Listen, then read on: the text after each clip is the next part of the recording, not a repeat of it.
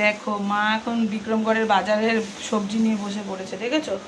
দেখো সবজি চাই, সবজি 10 টাকা দামের সবজি, কে কে নেবে চলে এসো। দেখো সব রকম সবজি আছে, পটল, ঝিঙে, কুমড়ো, তারপরে বরবটি, বেগুন, শাপলা, পেঁপে, ঝিঙে, আর কি বাঁধাকপি গোলটা, দেখো দেখো বাঁধাকপি, ওই দেখো সব রকম সবজি নিয়ে আমার বর চলে এসছে।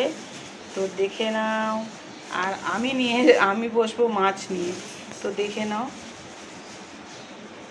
দেখেছো আমার মা বাজার নিয়ে বসে পড়েছে।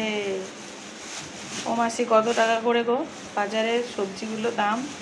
40 টাকা। ও বাবারে, অমনি বাবা বলছে 40 টাকা, আমি বলছি 10 টাকা। দেখো দেখো, আমি তো আসলে বাজারে যাই না, তাই দাম জানি না।